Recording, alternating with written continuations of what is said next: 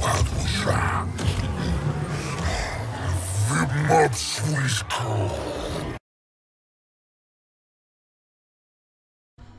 and welcome to another Total War Warhammer guide.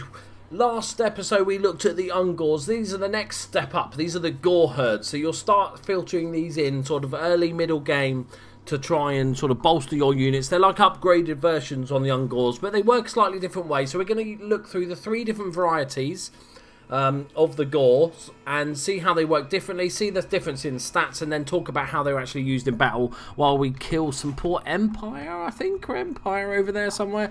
So let's start off with your bog standard Gore herd. Now they come with twin axes because they're basically fighty. They don't worry about defense. These guys are like, yeah, let's chop faces. So the big thing to notice about these guys is that they are Vanguard deployment units. So along with the Ungor, the standard Ungor unit, which has Vanguard, these guys can go along with it. They're a bit more punchy. As you can see, they're coming in units of 120. They've got 7,920 hit points, which is pretty decent. They're not very well armoured because, like, you can see nipples. If you can see, the rule of thumb is if you can see nipple, they're not armoured, right? And they have, I don't know what I'm talking about. A leadership of 60, which is okay. Decent speed, melee attack of 32 and 24 defense. Let's see the breakdown of that. Weapon strength of 30, which is 6 armor piercing, which is okay, a little bit there. And a charge bonus of 22.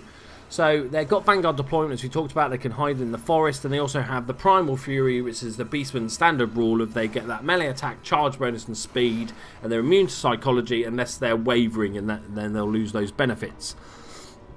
So next up we've got the Gore herd with shields. So as you can see, they basically got rid of one of the axes for these are the wussy ones, right? These are the ones scared of arrows, I would say.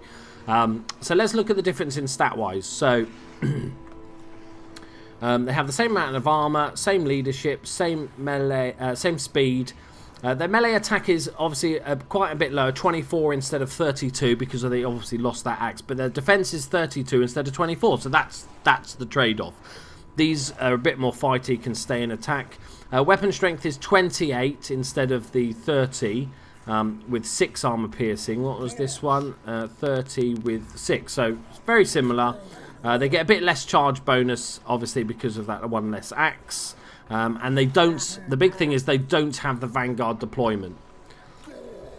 So let's talk about these shields. So basically the shields gives them a little bit more defense, especially against missile infantry and everything. But I think it takes away too much. I think gaining the shield but losing Vanguard deployment is too big a trade-off for me. I personally, I think, prefer the standard Gore units. I like fighty guys. I like guys that don't care and just run in nipples bare and all. So the third unit we've got, I'm going off on a real tangent today, sorry, is the Bestigors. Now these, they're called best. They're the best because they're the best Gors. You can imagine that discussion at Games Workshop. Right, we're going to do this upgraded Gore unit.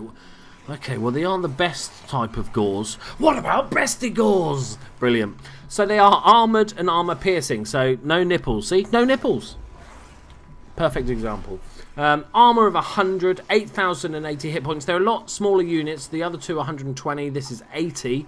But they are armoured, meaning they take less damage from stuff that's not armour piercing. And they are armour piercing themselves with those big axes.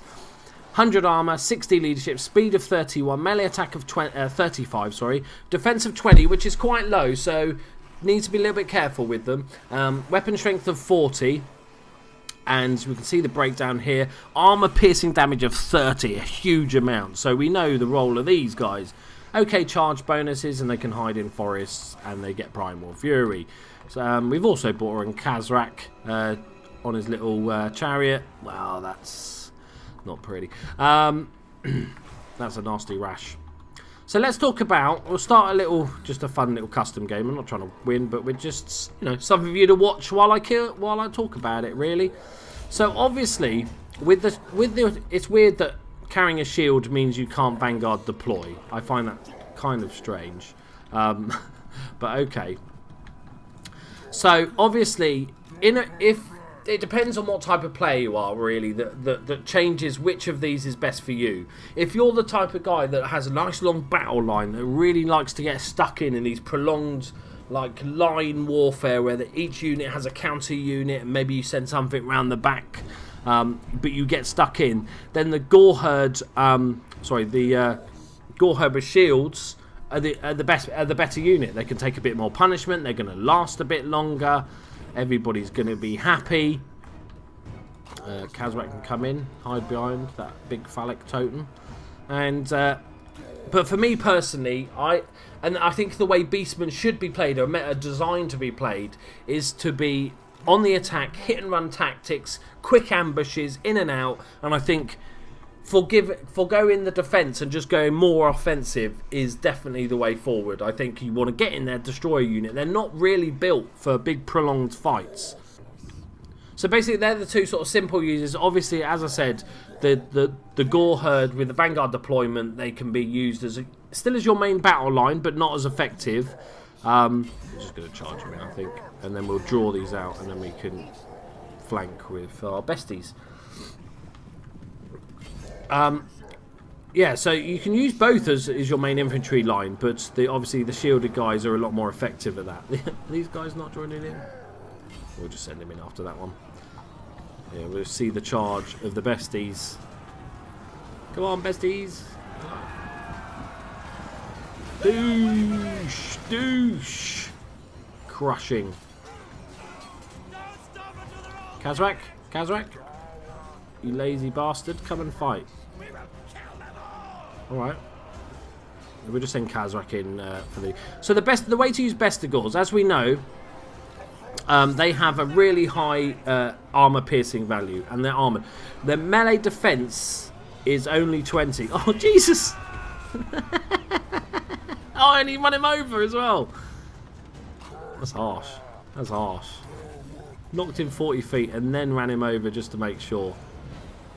So as you can see, you know, we're fighting great swords, very good troops.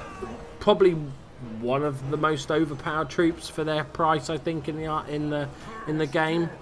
But we're holding our own for the price differential. I think that's pretty damn good. So the way to use Bestigors is, I would have them as part of your main line, but their focus is to go after these armoured units. So in reality, if we were playing this as a proper battle, I would probably be going after the great swords with the Bestigors. Although this works as well, because we're more likely to finish this unit off quicker, and then should we charge this into the back of the great swords? They're annoying me. They're annoying me. Let's charge this into the back of the great swords. But these, what you need to do with the Bestigors is, because so much of their damage is armor piercing, you need to concentrate your fire. There's no point in going after a unit of goblin archers. That's... I think somebody actually just exploded. There's guts and giblets anywhere, and that broke the army, and they're running off. Right, there you go, guys. Yeah, so the Bestigors are best used going after those armoured targets, going after those knights, especially with... Remember that you don't want them stuck in combat for too long. With only their melee defense of 20, that's really bad. What we need to do is you need to get in there and break a unit. So maybe you'd have more of those Gore units or un-Gore units as your main front line. Wait for the enemies to hit each other and then manoeuvre your Bestigors round for a flank charge and just cripple them, because you want to go in, you want to break them, you want to get out before you get bogged down. You don't want to get bogged down by, like, say, zombies or skeletons, because although you'll be cutting them apart easily, eventually you're just going to succumb to those numbers. With the defense, they're still going to be doing damage to you. Damage to you. There you go, guys. There's my mini guide on the Gores. I do like them. My favourite out of the three, I like Vanguard, so I like Gores.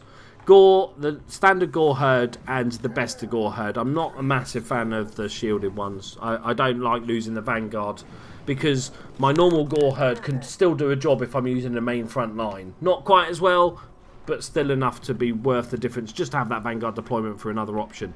Hope you've enjoyed it, guys. Please leave that like button if you did. Subscribe to the channel if you're new, and go and check out all my guides. I've done a unit guide for every single unit in the game for all the different armies. It's taken me forever, but we got there. Thank you very much for joining me, guys. Bye-bye.